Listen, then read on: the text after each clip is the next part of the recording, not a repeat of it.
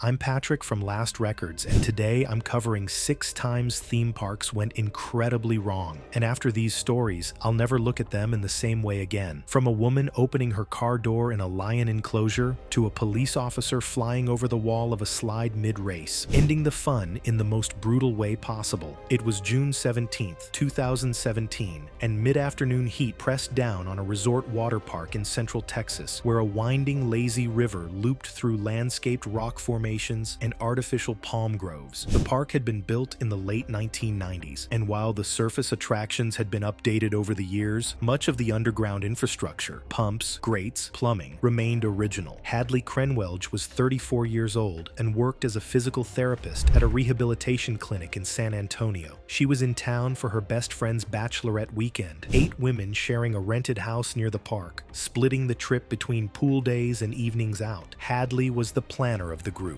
the one who booked the house, organized the restaurant reservations, and built the shared calendar down to the hour. Her best friend later told investigators that Hadley had spent more time planning the bachelorette weekend than her own vacation days that year. This honestly just made this story so much more difficult to write, knowing what comes next. The group arrived at the water park shortly after noon. By early afternoon, most of them had settled into the lazy river, a slow-moving loop roughly a quarter-mile long that carried riders on inflatable tubes through gentle turns and shaded sections. Hadley had been stepping off her tube at every turn to cool off in the water, walking a few steps along the bottom, then hopping back on. Friends later said she did it every single lap, at least 3 full circuits, laughing each time, saying the tube was too hot from the sun. It had become a running joke by the 3rd lap, and that's what makes this one hard to stomach. It was a joke. Nobody was even slightly worried, but honestly, I'd understand if somebody were to find this stupid as well. The river curved behind a decorative rock formation near a recirculation pump housing. This section sat deeper than the main channel, roughly 4.5 feet, designed to allow adequate water flow into the intake system. The nearest lifeguard station was roughly 80 feet away at the main pool, with the rock formation partially blocking the sightline into the curve. From the pictures I found online, the drainage grate on the pool floor in this section was an older industrial design, not a modern anti-entrapment model retrofitted when the park was built. One of 4 securing bolts had gone missing at some point, allowing the corner to lift roughly 2 inches, not enough to spot from the surface, but enough for a foot to slide under at an angle when weight pressed down. Hadley stepped off the tube at the turn. Her right foot slid beneath the lifted corner of the grate. Once her ankle joint passed the edge, the geometry locked, the ankle wider than the gap the toes had slipped through. The current pushed her body forward while her foot stayed anchored, bending her leg behind her at an angle she couldn't reverse. She pitched face forward and flat. Her head went beneath the surface. This is the part where I had to set my notes down for a minute. Tubers floated past in the shallower main channel. Some later told investigators they saw something beneath the surface near the rocks, but with the darker water in that section and the constant movement of tubes passing through, they didn't recognize it as a person. The section was calm, the water dark near the pump housing, and the rock formation blocked any clear view from above. Nobody processed what they were seeing. People floated right past her. I want you to sit with that. Her friends completed another half lap before one of them asked where Hadley was. They waited at the exit point. She didn't come around. They checked the lounge chairs, scanned the wave pool, asked the group still sunbathing if she'd come back. Nobody had seen her. They retraced the river route on foot, walking alongside the channel, checking each section. A friend spotted her submerged form near the rocks and began screaming. A lifeguard reached the section within a minute. 2 staff members entered the water and attempted to free her foot. The grate would not move. A maintenance team arrived with tools and removed the remaining bolts roughly 8 minutes later, only 8 minutes underwater. That's how long it took. That's the difference that could have saved somebody. I was beyond speechless at this point. Hadley was pulled from the water unresponsive. CPR was performed on the pool deck. Paramedics arrived within 10 minutes. Hadley was pronounced dead at a regional hospital. The medical examiner determined drowning secondary to mechanical underwater entrapment. Inspection revealed the missing bolt and non-compliant older grate design. The remaining bolts showed advanced corrosion. The missing one had sheared off, not been removed. It wasn't vandalism. It wasn't one person's negligence. And whether you think it was a stupid mistake or not, this is one of the saddest stories I've covered on this channel. The manufacturer issued a recall. The water park settled with Hadley's family, and her best friend postponed the wedding by 3 months. Alright, this next one is going to make you angry. Just like it did for me, it involves a wildlife park, a broken air conditioner, and a woman who ignored every single warning she was given. It was September 8th, 2015, and dry winter heat hung over a drive-through wildlife theme park in Limpopo Province, South Africa, where a gravel road wound through several kilometers of fenced enclosures separated by double-gated vehicle airlocks. Signage at the entrance warned visitors in 4 languages to remain inside vehicles at all times. Jantene Kelderhuis was 55 years old and had retired the previous year after 3 decades teaching primary school in a small town outside Utrecht in the Netherlands. She was on a bucket list trip to South Africa with her longtime travel companion Marika, a retired nurse. The two had been planning the trip since before either of them retired, saving together, researching routes, pinning photographs to a corkboard in Marika's kitchen. Jantene's daughter later told investigators her mother had talked about seeing African wildlife in person for as long as she could remember. When I read that it was her lifelong dream, I already felt sick about where this was heading. From what I gathered, apparently that morning, they rented a car from a budget agency near the park, a manual transmission sedan standard in South African rental fleets. At the park entrance, a gate attendant delivered a verbal safety briefing in English and handed them a laminated instruction card. The first rule clearly read to not exit the vehicle under any circumstances. Marika later told investigators she placed the card on the dashboard. By the time they entered the large cat enclosure, it had slid onto the passenger seat. I want you to hold on to that detail. The card was right there the entire time. Marika later described the 20 minutes before the incident in detail. The rental car's air conditioning had stopped working shortly after they entered the park. Jantene, driving, had been complaining steadily for 10 minutes, fanning herself with the folded park map, saying she couldn't breathe in the heat. She tried to crack the window. Marika reminded her of the rules. Jantene rolled it back up, but her agitation kept building. She shifted in her seat, tugged at her shirt collar, fanned harder. When the car stalled, Jantene had let the clutch out too fast while creeping at low speed. She turned the key twice. The engine didn't catch, likely flooded from the low-speed stalling. She slapped the steering wheel with both palms. From everything I've read, she was already past the point of listening to anyone. Marika told investigators she said Jantene's name firmly and pointed at the instruction card on the passenger seat. Jantene didn't look at it. She didn't look at Marika. She opened the driver's side door, stepped out onto the gravel, walked several paces toward the center of the road, and began waving both arms at the vehicle behind her. The vehicle behind, a family in an SUV, later told park officials they saw the woman exit and immediately began honking their horn, her companions screaming, signs everywhere. I genuinely don't understand how she still walked out. A lioness that had been resting in tall grass roughly 30 feet from the road, invisible from inside the car, rose at the movement. The upright human figure, arms waving, triggered a pursuit response. The cat approached at a fast walk that accelerated into a sprint over the final 15 feet. Marika later described roughly 5 to 8 seconds between Jantene stepping out and the attack, long enough for Marika to scream a warning through the open door, not long enough for Jantene to turn, process it, and get back inside. The lioness struck from behind, targeting her neck and the base of her skull. Jantene went down immediately. Marika pulled the driver's side door shut from the passenger seat. Rangers reached the scene within 3 minutes using vehicle positioning and noise deterrents to drive the lioness back. Jantene was unresponsive. Emergency staff pronounced her dead at the scene. The medical examiner determined hemorrhagic shock from deep lacerations severing the carotid artery and jugular vein with puncture wounds consistent with large felid bite force. The park revised vehicle protocols and began offering automatic transmission rentals as default. Emergency call buttons were installed throughout the enclosure. The laminated instruction card was entered as evidence. Marika flew home to the Netherlands alone 3 days later. That last detail is the one I can't let go of. 3 days alone in a foreign country after watching that happen.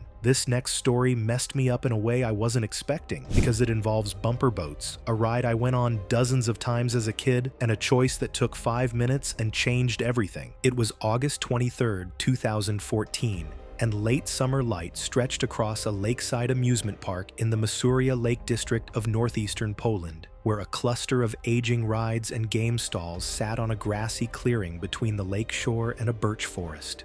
Weekend visitors moved between attractions in the warm afternoon air, and the smell of grilled kielbasa drifted from a food stall near the entrance. Patricia Vochuk was 22 years old and worked as an apprentice at a family bakery in Olsztyn, roughly an hour southwest. She was on her annual summer weekend trip with 3 friends from the bakery, a tradition they'd maintained since their first year working together. Each summer, they picked a different lake town and spent 2 days doing as little as possible. This year, it was Masuria. The group reached the bumper boat attraction shortly after 3 in the afternoon. 3 of them climbed into boats immediately, 1 blue, 1 red, 1 yellow. Patricia didn't. She walked around the dock for 5 minutes, circling the remaining boats, running her hand along the edge of each one, changing her mind between the blue one near the back and a green one docked at the front of the pool. Her friends floated in their boats, shouting at her to just pick one. She took more than 5 minutes choosing a boat color. I need you to remember that. She finally climbed into the green boat, the one docked closest to a concrete-mounted junction box at the pool's edge. It shakes me to my core, knowing if she'd picked the blue one at the back, I wouldn't be telling this story. The junction box was not part of the bumper boat motor system. It was a 230-volt AC shore power connection, part of the park's electrical infrastructure powering dockside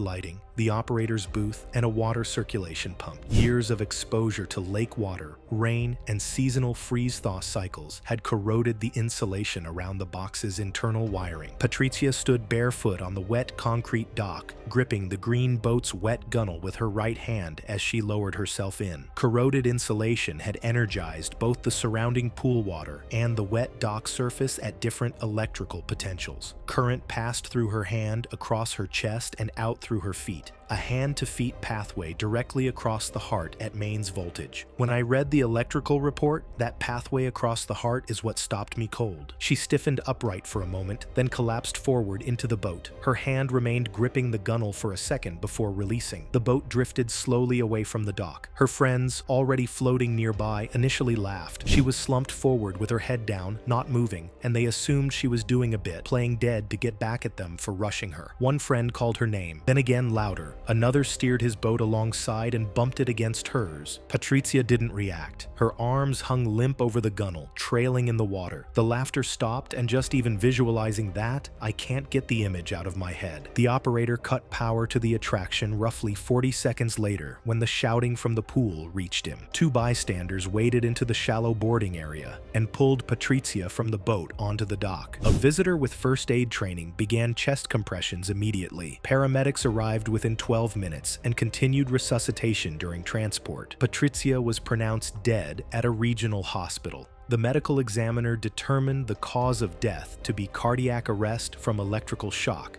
the current pathway consistent with hand-to-feet conduction across the heart at mains voltage. The park was shut down immediately. Electrical inspection revealed the corroded 230-volt junction box and 2 additional wiring faults in the dock infrastructure. Criminal charges were filed against the park operator for negligent maintenance. Honestly, that's the only part of this aftermath that gave me any sense of justice. Poland's National Amusement Safety Authority issued revised electrical inspection mandates for all waterfront attractions. Patricia's bakery hung a framed photograph of her near the front counter that remained for years. Alright, this next story involves a log flume at a theme park in South Korea, and I'm warning you now, the small detail at the center of it is going to stay with you for days. It was July 14th, 2018, and a haze of humidity hung over a mid-size regional theme park in Gyeonggi Province, south of Seoul, South Korea. Families crowded the park's water-adjacent rides to escape the midday heat, and the log flume, one of the park's original attractions, had a queue stretching well past the 30-minute marker. Huang Soon was 37 years old and worked as a dental hygienist at a private clinic in Suwon. She was at the park with 6 colleagues for the clinic's annual summer outing, a tradition organized each year by the office manager. Soyeon had been with the clinic for 9 years, the longest tenured hygienist on staff. Colleagues later described her as the person who always said yes. She covered shifts when others called in sick, stayed late to help with inventory, reorganized the supply closet without being asked, and never complained about the seating assignments at staff dinners. And that description alone told me this was going to be one of the hardest stories in this video for me. When the group reached the front of the log flume queue, they split into two boats. Soyeon's colleague in the front seat, the newest hire, still visibly nervous about every ride, asked if Soyeon could hold her glasses during the drop. She was worried about them flying off. Soyeon took them without hesitation, folded them carefully, and set them in her lap. She then offered the colleague the outside seat for a better view and moved herself to the inside position. Both decisions placed her in the worst possible configuration, leaning slightly forward with her eyes on the glasses in her lap, seated where she couldn't brace against a sidewall. I need you to understand. She moved seats and took the glasses to be nice. That's where it should have ended. Her hands held the glasses rather than the grab bar, and the ride proceeded normally through the winding water channel, climbing the chain lift to the top of the final drop, roughly 45 feet above the splash pool at the base. The boat tipped over the crest and accelerated down the flume. When I was researching the structure of it, apparently the splash pool was designed to cushion arriving boats. A deep trough of water that allowed the boat to skim the surface and decelerate gradually over distance. A float valve in the pool's recirculation system controlled the water level. The valve had malfunctioned. The water level sat significantly lower than the designed operating depth. When I found that detail in the investigation report, I was already bracing myself. The boat hit the reduced depth pool at full speed. Instead of skimming across a deep cushion of water, the bow dug into the shallow surface. The boat decelerated violently over a very short distance as the front of the boat dug into the shallow water. The force was comparable to a low-speed car crash without a seatbelt. Soyeon, unrestrained and leaning forward, was thrown into the molded fiberglass interior of the bow. Her head struck first. The sound was audible to riders in the queue above the splash pool. Colleagues in outer seats were jolted hard but partially braced against the boat's sidewalls. The colleague in front hit the grab bar across her midsection but stayed in her seat. The boat rocked once and settled in the shallow pool. Water lapped against the sides. Soyeon was slumped in the bow, motionless, with visible trauma to her head and face.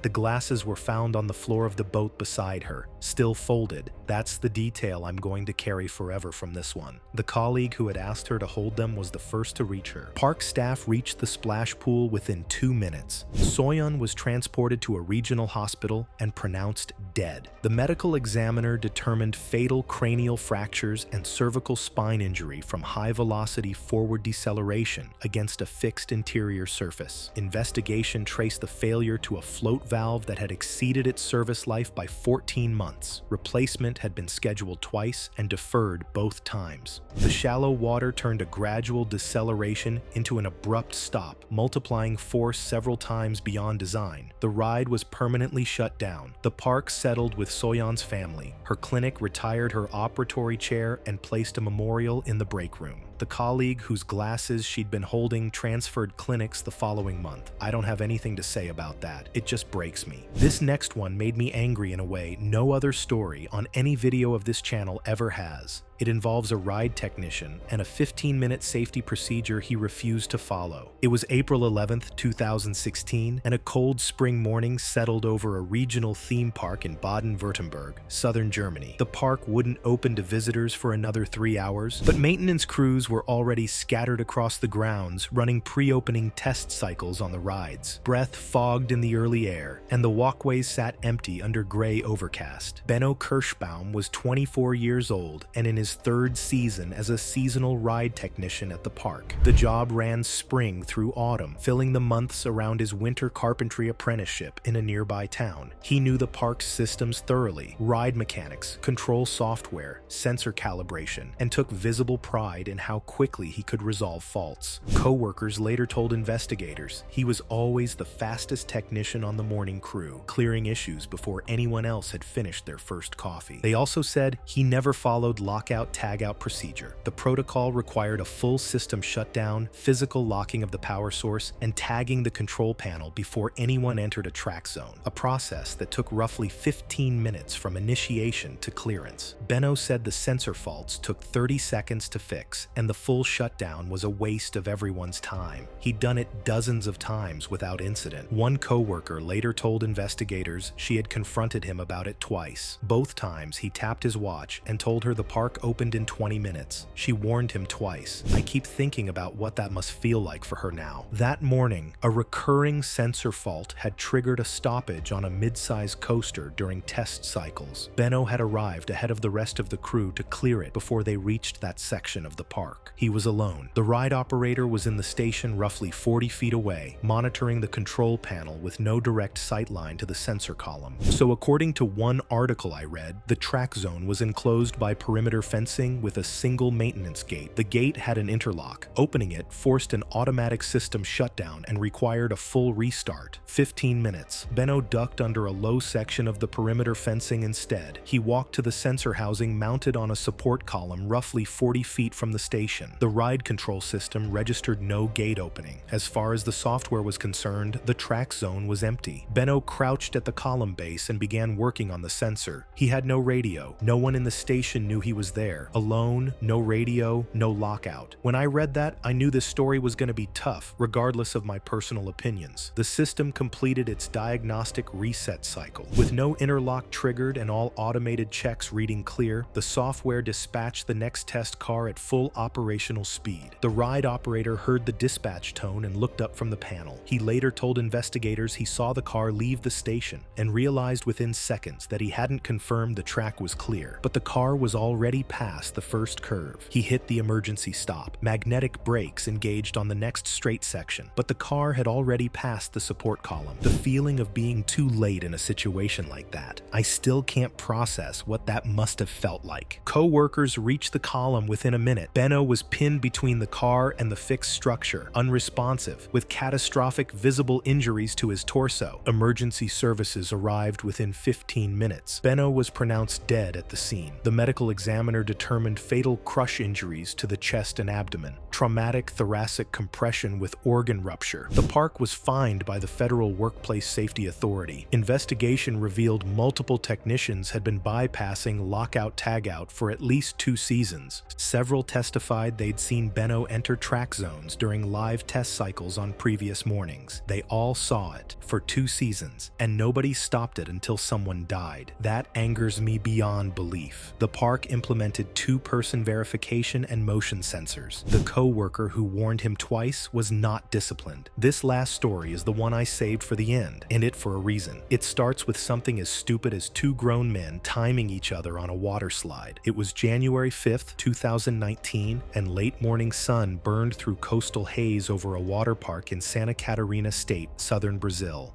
It was the height of summer season, and the park was at near capacity. Families and groups of friends spread across every attraction, towels draped over every available railing and lounge chair. Casio Melchiades was 31 years old and worked as a police officer in a mid-sized city roughly 2 hours inland. It was his day off, and he'd driven to the coast that morning with his wife, her sister, and his brother-in-law, Renato, a regular summer tradition for the 4 of them. Casio was fit and solidly built at roughly 210 pounds. Colleagues at the precinct later described him as competitive about everything. Card games at the station, weekend football, even who could find parking closest to the entrance. His wife said he kept a running tally of small victories in his head and brought them up unprompted at family dinners. We all know someone like that. That's what makes this one land so much more different for me. He and Renato had spent the morning on the same open-top body slide, a long, steep fiberglass chute with a high banked curve halfway down, built in the early 1990s. They timed each run on their phones, comparing at the bottom, arguing over who had the better start. His wife and sister-in-law had given up watching after the 4th run and moved to the wave pool. The slide was designed for riders in a standard position, arms crossed over the chest, legs slightly apart for natural drag. Casio lost the last 3 runs. Each time, Renato showed him the stopwatch at the bottom and grinned. 3 losses in a row, and if I know anything about competitive people from covering these stories, I knew he wasn't going to let that stand. Renato later told investigators that before the final run, Casio told him he'd figured out where he was losing time. He was going to tuck his arms flat against his sides and cross his ankles, a streamlined position he'd never tried before. He also planted his feet on the start gate and pushed off harder than usual. New position, harder push, more speed. I want you to remember all 3 of those. Based on everything I was able to find, the slide's high-banked curve likely sat roughly 25 feet above a narrow concrete maintenance walkway running alongside the structure below. The outer wall on the curve stood roughly 4 feet high, adequate for average weight riders, in the standard braced position under designed speed. The slide predated current industry guidelines, which recommended higher walls on banked sections to account for heavier riders at greater speeds. Those guidelines had been published years earlier.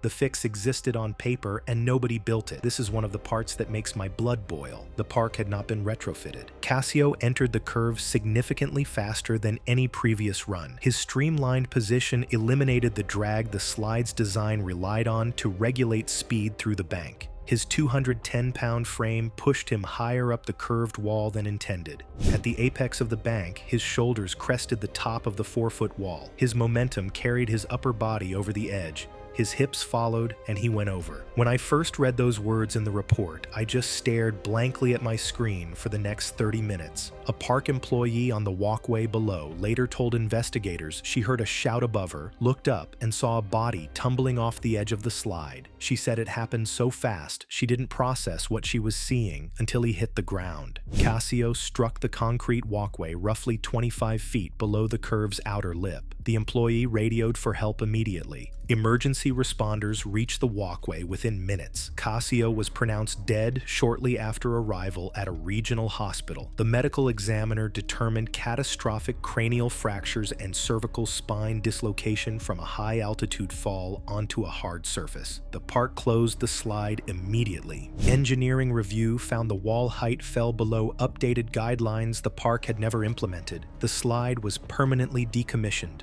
Renato deleted the timing videos from his phone and declined to speak publicly. He deleted every video and never spoke about it again, and I think we all understand why.